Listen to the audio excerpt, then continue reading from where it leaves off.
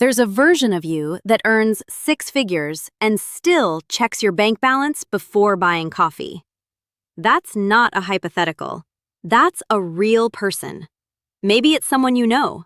Maybe it's you. Because here's the thing, nobody wants to admit out loud. Money stopped being the problem a long time ago. Plenty of people make more than their parents ever did. Plenty of people have good jobs, stable careers, titles that would have impressed someone in 1995. And yet, somehow, by the time the month ends, the math never quite works. Rent, car payment, insurance you forgot you signed up for, a subscription you haven't used since March. And suddenly, the number in your account looks less like financial freedom and more like a countdown clock. This isn't a story about bad budgeting. This isn't a story about lattes or avocado toast or whatever lazy explanation got recycled a decade too many times. This is a story about a trap. A quiet, invisible, almost elegant trap that was never designed to be escaped easily. And by the end of this, you're going to understand exactly how it works, why it caught you specifically, and what almost nobody tells you about getting out. Let's start with the part that sounds insane until you really sit with it. Income going up was supposed to fix this. That was the deal, right? Work harder, get promoted, earn more, breathe easier.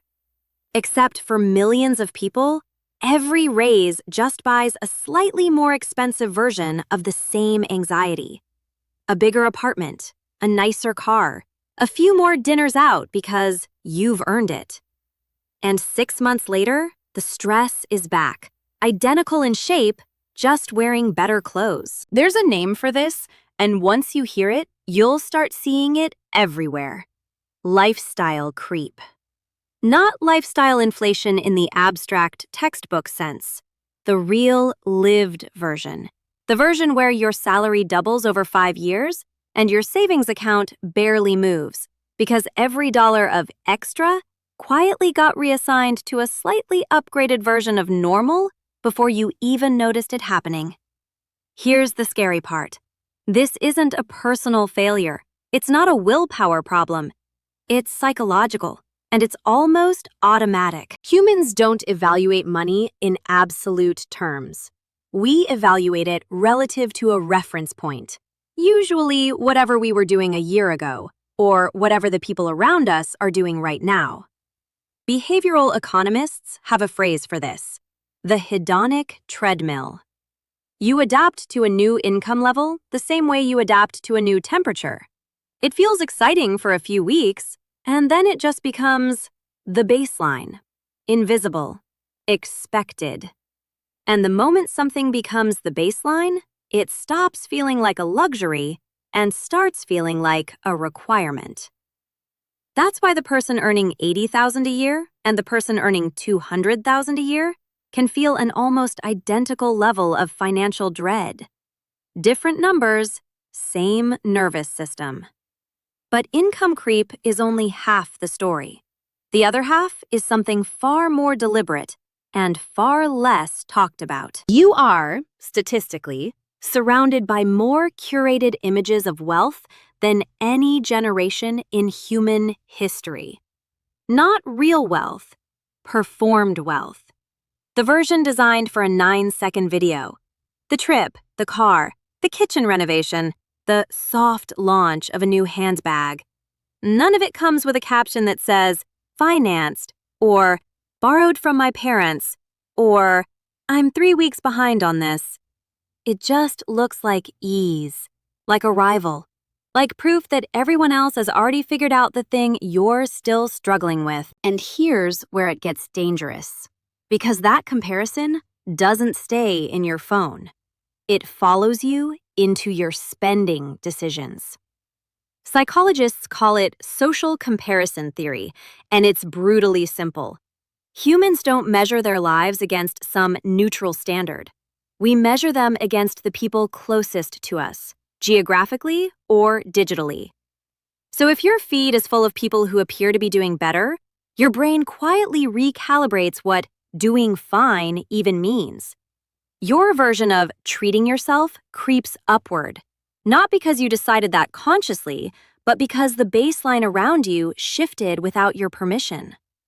This is the part nobody talks about. You are not just competing with your own past self for a better life. You're competing with a highlight reel of strangers, most of whom are also drowning, just more photogenically. Now let's talk about the piece that makes all of this so much harder to outrun. The structural piece. The one that has almost nothing to do with personal choices at all. Wages, for most people, have not kept pace with the actual cost of building a stable life. Not phone bills and streaming services, the big three: housing, healthcare, and education. Those three categories have grown dramatically faster than typical income over the last few decades. So even someone making genuinely good money by historical standards is often spending a far larger share of it just to stand still, before a single optional purchase even enters the picture. This is the contradiction at the center of everything. People are told constantly that their financial stress is a discipline problem. Cut the subscriptions, make coffee at home, track your spending in an app with a friendly mascot. And sure, those things help, marginally, but they're being asked to solve a structural-sized problem with a personal-sized solution. It's like being told to bail out a flooding basement with a teaspoon while nobody mentions the broken pipe behind the wall.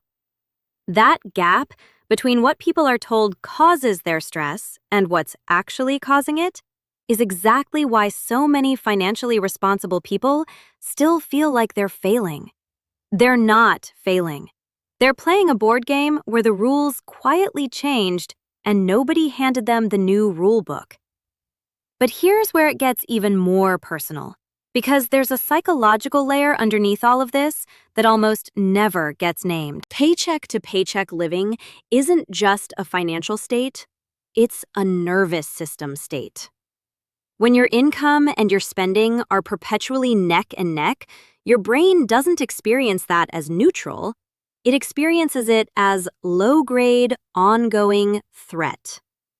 Cortisol doesn't know the difference between a predator is nearby and rent is due in 4 days and payday is in 6.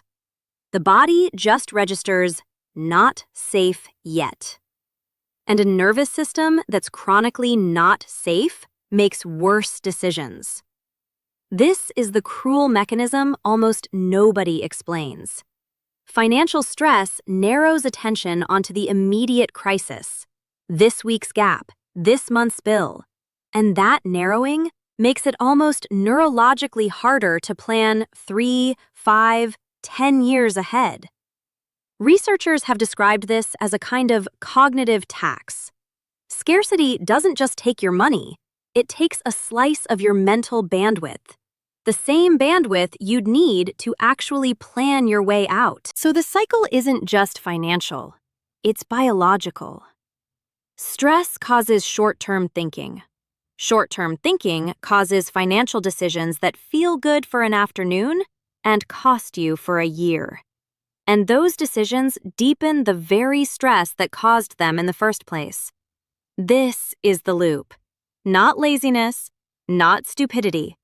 A loop engineered by no one in particular and maintained by everyone all at once. Wages, marketing, comparison, biology, all quietly pointing in the same direction. So where does that leave you? Not hopeless. That's important to say clearly because everything up to this point could read like a life sentence, and it isn't one. Understanding a system is the first real form of power over it. People who stay stuck the longest aren't the ones earning the least. They're the ones who never realized they were playing against a system at all. They kept blaming themselves for losing a game that was partly rigged. And a person who thinks the problem is purely personal will keep reaching for purely personal solutions forever, without ever touching the actual mechanism. The way out doesn't start with a better budget. It starts with noticing your own baseline, actually noticing it. What does normal mean to you right now? And where did that definition come from? Was it chosen or was it absorbed? One scroll, one upgrade, one treat yourself at a time. Because the moment you can see your baseline as something that was built, not something that simply is, you get to start rebuilding it on purpose instead of by accident. That's not a fix that happens in one video, or one paycheck, or one good month. But it's the only fix that actually reaches the root, instead of mowing the same weeds every 30 days. Because the goal was never to escape money stress completely. Nobody fully does. The goal is to stop financing a life you didn't actually choose and start building one you did. And that difference, small as it sounds, is the whole game.